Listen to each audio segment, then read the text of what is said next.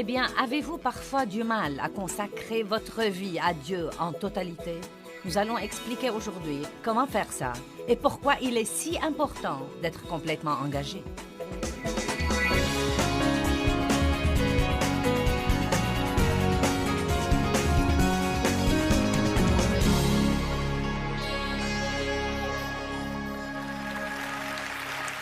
Eh bien, je suis tout excitée par les choses que Dieu m'a mises dans le cœur ce week-end. Il m'a mis dans le cœur le verset de Jean 14, 6, où Jésus dit « Je suis le chemin, la vérité et la vie. Nul ne vient au Père que par moi. » Et pendant que je l'étudiais et que j'en développais une série, j'ai commencé à comprendre qu'il y a essentiellement une guerre qui se déroule entre la culture et le christianisme. Nous devons veiller comme chrétiens à ne pas oublier ce que Jésus a dit comme quoi nous sommes dans le monde, mais nous ne sommes pas du monde. Dans le monde, mais pas du monde. Cela ne veut pas dire que nous ne pouvons pas jouir des choses. Cela ne veut pas dire que nous devons rester dans les réunions de prière et lire notre Bible tout le temps. Dieu a créé beaucoup de choses dont nous pouvons jouir. Nous pouvons alors nous amuser. Comme chrétiens, nous pouvons nous amuser ensemble, mais nous devons toujours avoir une échelle de valeurs.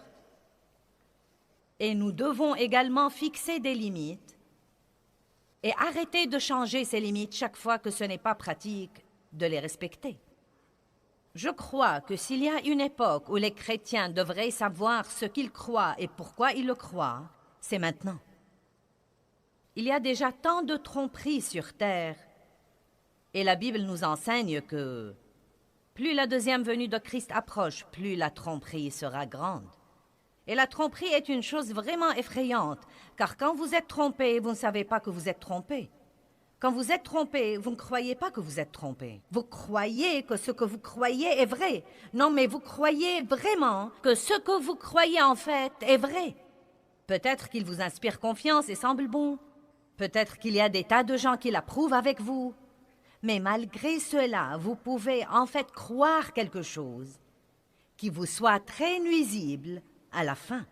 Eh bien, il y a tant d'idées différentes et il y a d'ismes et de choses vraiment différentes qu'on nous présente aujourd'hui.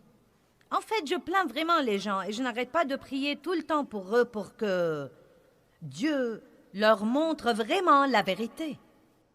Car ça représente un vrai challenge pour les gens et surtout pour la jeune génération de notre monde aujourd'hui de savoir ce qu'ils sont censés croire. Et donc, Jésus dit très simplement, « Je suis le chemin, je suis la vérité, je suis la vie. Nul ne vient au Père que par moi. » Maintenant, laissez-moi vous dire quelque chose, et j'en parlerai davantage demain, mais il y a une chose très en vogue dans notre société aujourd'hui, comme quoi il n'y a pas de vérité absolue.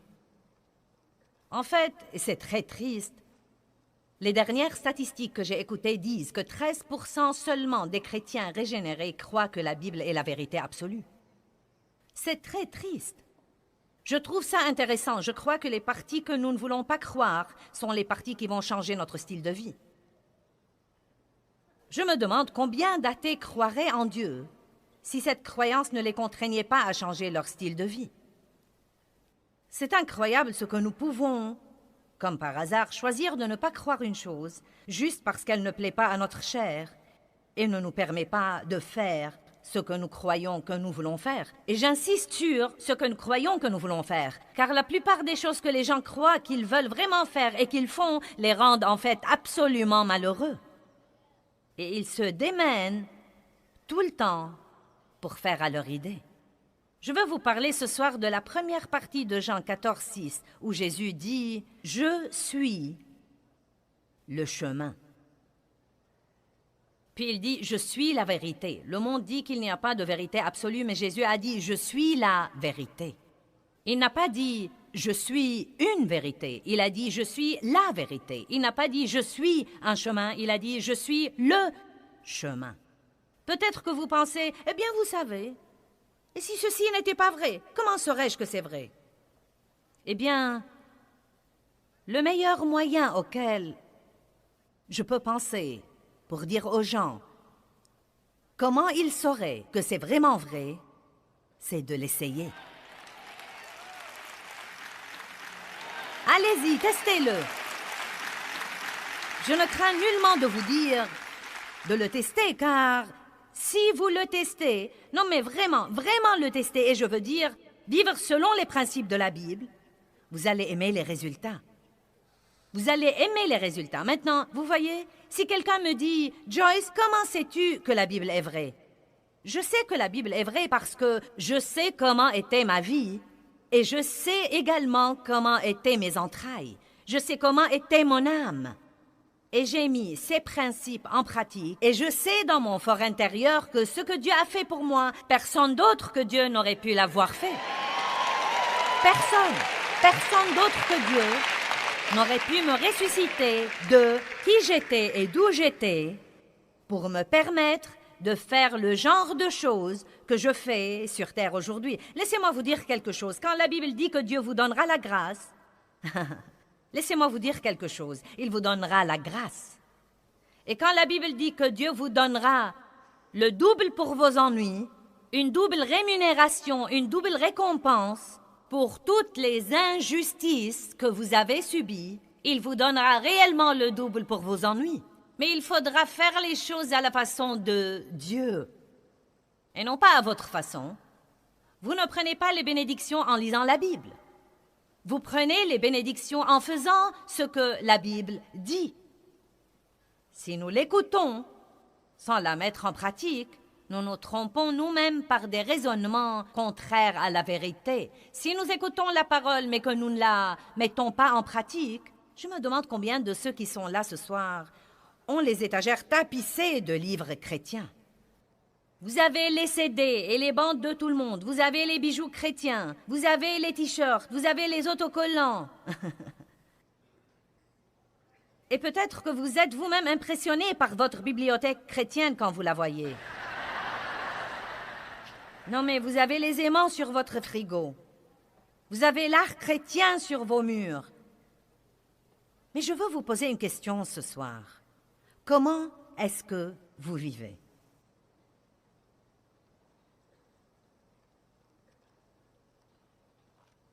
C'est dangereusement calme par ici. Comment est-ce que vous vivez? Et surtout les millions qui nous regardent à la télé. Comment est-ce que vous vivez? Si vous n'aimez pas votre vie, peut-être que vous devez commencer à examiner vos choix. Et si vos choix ne s'alignent pas sur la parole de Dieu, si vous commencez à prendre des décisions qui s'alignent sur la parole de Dieu et que vous les respectez, vous verrez des changements agréables dans peu de temps. Maintenant, est-ce très facile? Non, ce n'est pas facile car notre chair est remplie du principe du péché. Quand nous sommes régénérés, Jésus vient vivre au-dedans de nous. Son Saint-Esprit vient demeurer au-dedans de nous et nous recevons une nouvelle nature, la nature de Dieu. Mais le principe du péché est toujours très vivant dans notre chair. Vous devez nourrir votre esprit et vous faites ça en étudiant la parole, en passant du temps avec Dieu, en communiant avec des personnes qui pensent comme vous et sont positives et partagent vos croyances. Et vous nourrissez votre esprit. Quand vous louez Dieu et adorez Dieu, vous nourrissez votre esprit. Et étant là ce soir, vous nourrissez votre esprit. C'est différent de nourrir votre corps. Vous nourrissez votre esprit. Et si vous le nourrissez assez, il sera assez fort pour dire oui à Dieu et non à la chair. Mais si vous ne nourrissez pas votre esprit, le principe du péché qui est dans votre chair prendra toujours le dessus. Et bien que vous vouliez faire ce qu'il faut, vous vous surprendrez à faire ce qu'il ne faut pas, parce que vous n'êtes pas assez fort spirituellement pour dire non aux choses auxquelles vous devez dire non, et oui aux choses auxquelles vous devez dire oui.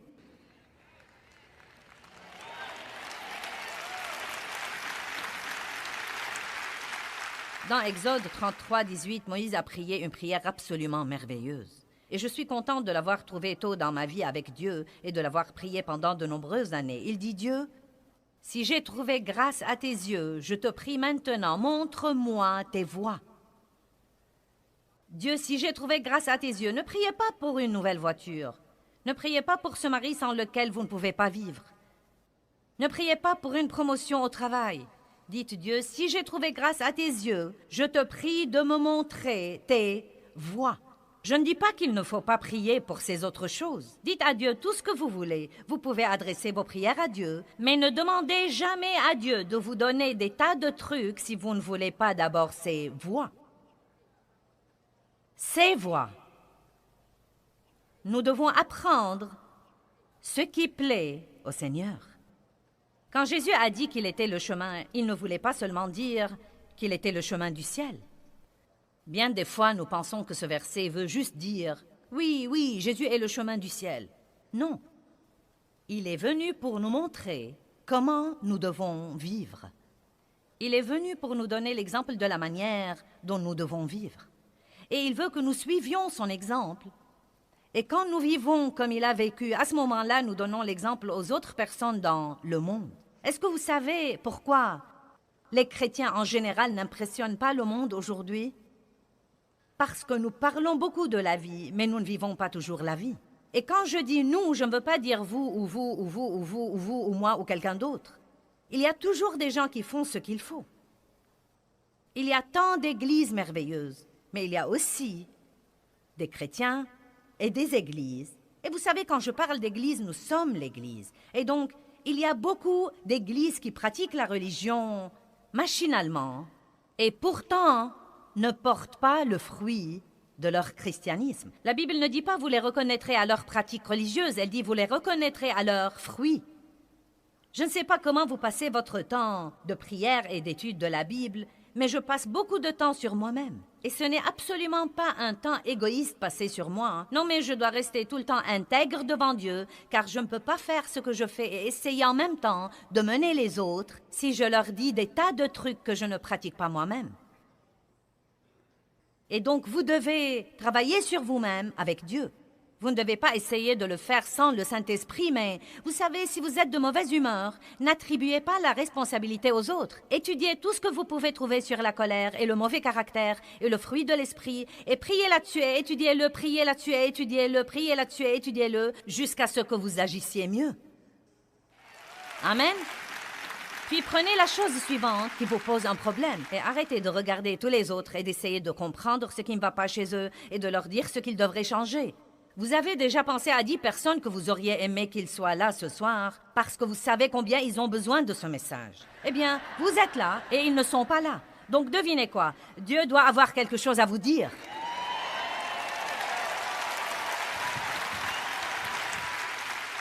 Une des plus grandes erreurs que nous faisons, c'est de nous asseoir sur les bancs et de ne prêter aucune attention à ce qui est dit. Ça m'est égal si ce que je dis est souligné 25 fois dans votre Bible. Ce soir, Dieu veut vous parler à vous. Où que vous soyez, il veut que vous décidiez de vous élever à un niveau plus haut dans la manière dont vous le représentez et d'être un meilleur exemple plus que jamais. Il y a une façon de vivre et une façon de ne pas vivre. Quand Jésus est venu, ses voies étaient radicalement différentes. Vous pouvez certainement dire que Jésus était révolutionnaire. Il est venu pour mettre les choses sens dessus dessous. Et quoi que faisaient tous les autres, il ne le faisait pas comme il le faisait. Et il ne s'est pas plié à leur voie pour s'intégrer.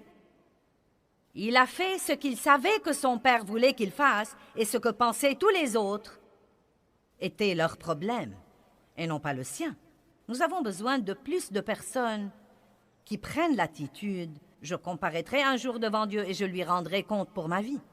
Et je devrais vivre ma vie sur terre en me souciant davantage de ce qu'il pense que de ce que vous pensez. » Nous voulons tous plaire à tout le monde. Nous voulons tous être acceptés, mais nous ne devons pas transiger tout le temps pour avoir cette acceptation. Nous ne devons pas transiger tout le temps pour avoir ce que le monde offre. Si nous voulons servir Jésus, nous devons arrêter d'être tièdes. Nous devons être ardents, embrasés. Soit nous entrons et nous sortons, soit nous serons écrasés. Amen. En fait, le christianisme, dans ses tout débuts, s'appelait le chemin. J'aime ça. Et quand Jésus a dit « Je suis le chemin », il était venu montrer aux gens comment ils devraient vivre. Et c'était tellement différent des choses auxquelles les gens étaient habitués. Et nous trouvons dans la Bible plusieurs références au chemin. Et je veux vous en montrer 2 ou 3. Regardons Actes chapitre 9, verset 2.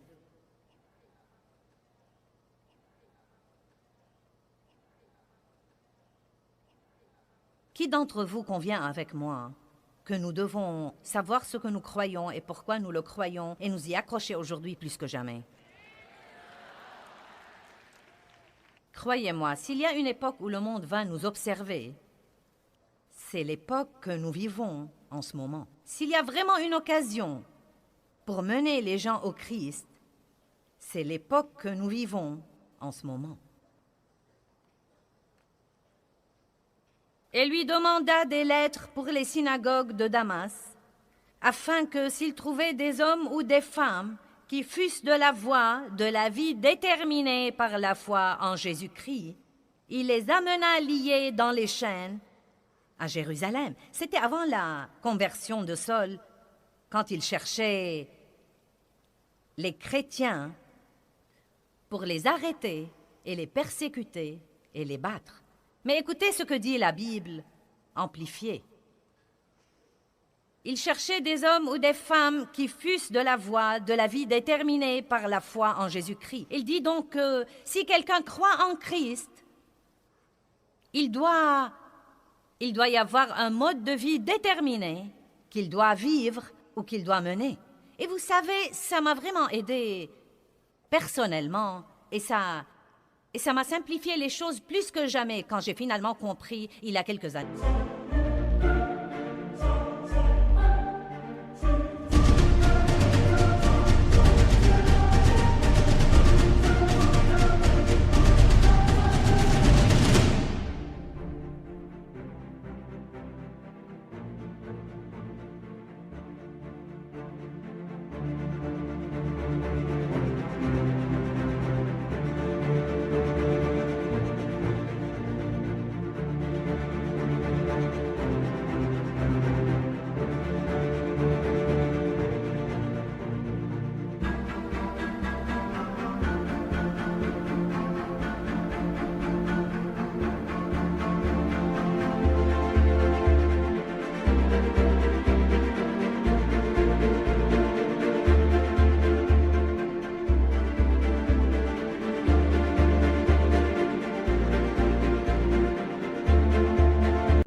Il y a peut-être 8 ou 10 ans, quand j'ai finalement compris qu'une des raisons pour lesquelles les gens ont tant de mal à vivre leur vie chrétienne et leur expérience chrétienne, c'est qu'ils confient et délèguent tout à l'Église et ne se rendent pas compte qu'être chrétien veut tout d'abord dire vous détourner de votre péché, reconnaître que vous êtes pécheur, demander à Dieu de vous pardonner et savoir qu'il n'y a pas moyen d'avoir une relation avec Dieu que par Jésus-Christ qui a vécu la vie parfaite. Vous lui demandez de venir vivre au-dedans de vous, et cela marque le commencement de votre christianisme. C'est comme ça que vous devenez chrétien. Mais cela doit être concrétisé par un style de vie. Les chrétiens devraient avoir un style de vie différent de tous les autres. Un style de vie complètement différent. Vous voyez, j'ai un style de vie maintenant. Et mon style de vie implique se lever le matin et prendre tout d'abord mon café et étudier la parole et passer un temps avec Dieu. C'est mon style de vie. Ce n'est plus quelque chose que je dois essayer de faire. C'est comme quand je me lève le matin, je me brosse les dents, je mets quelques gouttes pour les yeux dans mes yeux parce qu'ils s'assèchent et je me lave le visage. Il y a certaines choses que je fais, c'est mon style de vie et nous avons tous un style de vie. Même ma chienne a un style de vie. Non mais croyez-moi, elle a ses habitudes et son style de vie. Non, mais je ne comprends vraiment pas comment la chienne sait les choses qu'elle sait. Mais elle sait des choses. Et il y a des endroits où elle veut s'asseoir et des endroits où elle ne veut pas s'asseoir. Et si elle veut s'asseoir sur mes genoux, elle veut que je cherche une couverture et que je la mette sur mes genoux. Et elle se tient au pied de ma chaise et me regarde comme pour me dire « Eh bien ». Et je sais qu'elle veut que je cherche la couverture de fourrure et que je la mette sur mes genoux. Et dès que je fais ça, elle monte sur mes genoux. Elle a un style de vie. Et c'est une chienne. Tout le monde a un style de vie. Mais si vous êtes chrétien, depuis 5 ans et votre style de vie est toujours le même... Non, mais si vous traînez toujours avec toutes les personnes négatives, excentriques, grincheuses, avides avec lesquelles vous traîniez autrefois, pas étonnant que vous ne changiez pas. Être chrétien ne vient pas de venir à un hôtel, de prendre la promesse d'un billet au ciel, puis d'aller à l'église 1 ou 2 fois par mois, de prier une prière quand vous êtes désespéré et d'espérer que ceci couvre tout. C'est un style de vie. Un style de vie.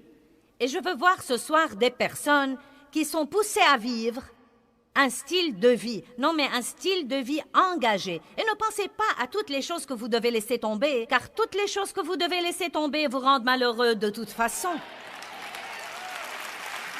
Tout ce que vous devez abandonner vous rend malheureux de toute façon. Mais vous y êtes habitué. Vous y êtes juste habitué. C'est étonnant que nous puissions nous habituer à une chose et continuer à la faire, même si nous savons qu'elle nous tue. Vous entendez tellement de gens dire qu'ils sont occupés, qu'ils sont stressés. Je ne peux pas continuer comme ça. Je ne le peux vraiment pas, mais ils continuent à le faire. Et ils n'arrêtent pas jusqu'à ce que quelque chose de radical ne les arrête. Et c'est étonnant ce qu'ils peuvent changer leur style de vie. C'est étonnant qu'un homme occupé n'ait aucun temps jusqu'à ce qu'il ait une crise cardiaque et tout à coup, il a toutes sortes de temps. Je veux que vous me regardiez et que vous m'écoutiez. Vous devez prendre la décision de commencer à ordonner votre vie et à arrêter de laisser votre vie vous ordonner.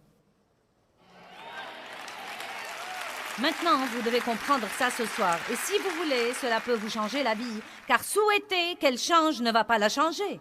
Les souhaits sont inutiles. Ils ressemblent à se balancer dans un fauteuil à bascule toute la journée. Cela vous garde occupé, mais ne vous sert à rien.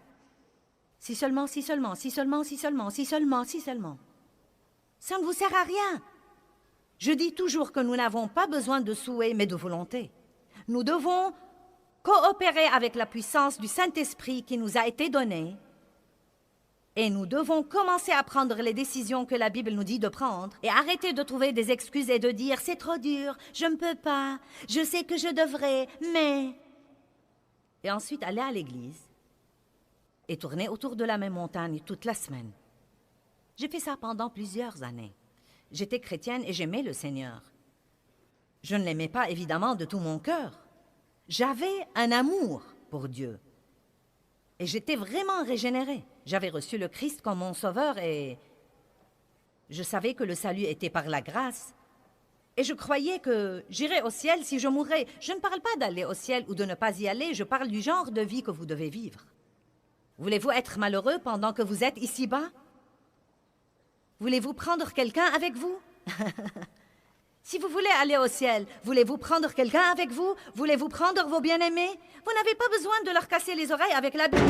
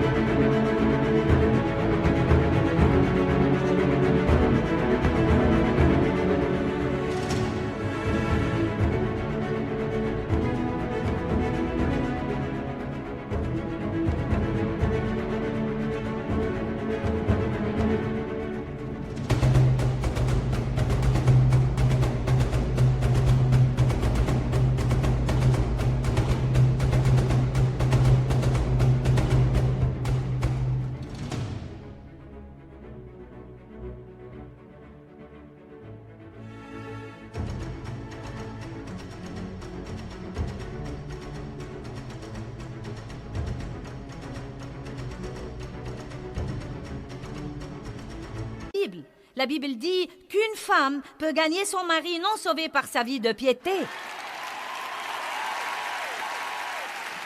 Et non pas en allant à l'église tous les dimanches et en rouspétant toute la semaine.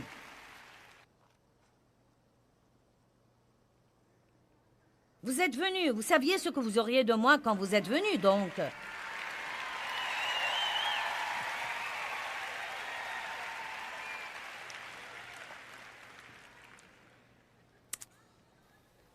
Vous savez, c'est la vérité absolue. J'allais à l'église depuis des années.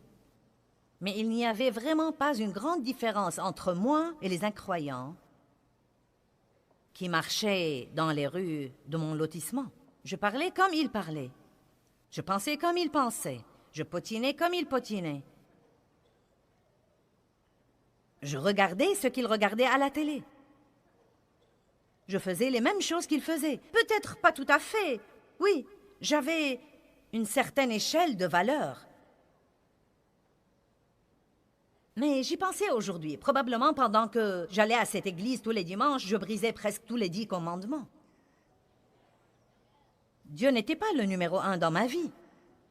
Je l'étais. Le premier commandement dit « Tu n'auras pas d'autre Dieu devant ma face ». La plupart de nous idolâtrent notre moi et notre volonté, même comme chrétiens. Et vous savez, à dire vrai, vous qui êtes ici êtes probablement plus avancés que beaucoup de personnes qui nous regardent en ce moment à la télé. Et ce n'est pas pour abaisser quiconque. Il y a des gens merveilleux qui nous regardent, mais il y a aussi des gens qui viennent juste de regarder l'émission. Soit vous ne connaissez même pas Dieu, soit vous le connaissiez et vous l'avez renié, soit vous faites ce dont je parle, vous allez à l'église, mais vous ne vivez pas pour Dieu. Votre style de vie est toujours pareil à celui des incroyants que vous connaissez. Et donc vous qui êtes ici, je vous demande un peu de patience ce soir, car je recherche ces millions de personnes dans le monde qui ont besoin d'écouter ce que j'essaye de dire, et j'essaye aussi de vous aider. J'allais à l'église depuis des années, mais il y avait très peu de différence entre moi et tous les autres, et je désobéissais probablement aux 10 commandements. Vous dites, eh bien, Joyce, est-ce que tu es quelqu'un? Eh bien, vous savez, Jésus dit que haïr est un meurtre en ce qui concerne le cœur. La Bible dit « Honore ton père et ta mère pour que tout aille bien pour toi ». Je n'honorais pas mon père et ma mère, mais j'avais une bonne excuse. Ils m'avaient maltraité. La Bible ne dit pas de le faire s'ils ne vous ont pas maltraité, et que s'ils vous ont maltraité, vous êtes exemptés. Allez maintenant, je vous ai eu, je vous ai eu, je vous ai eu. J'ai eu des tas de vous là. Eh bien, Dieu ne s'attend sûrement pas à ce que je sois bonne envers eux après ce qu'ils m'avaient fait. Aussi, il s'attend. Si il s'attend, eh bien, ce n'est pas juste, ce n'est pas équitable. Mais ça produira de formidablement bons résultats.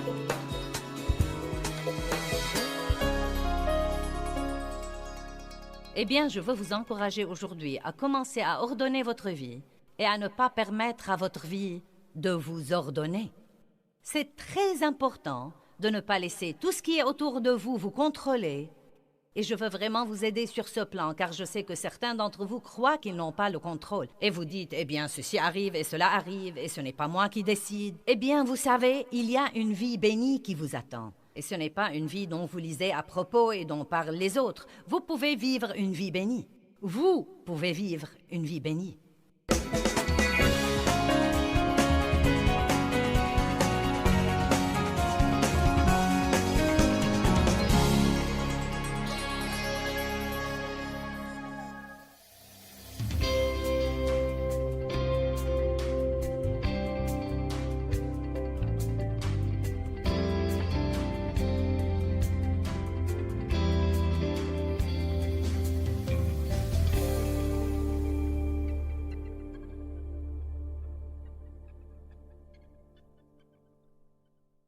Thôi mong chờ vậy sao bật khóc trong ngu ngơ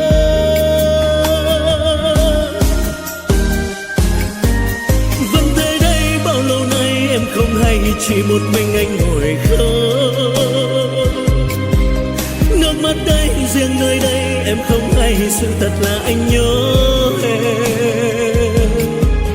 người giờ đã xa lời hẹn ước đâu rồi nước mắt đây rơi biết bao lâu thì khô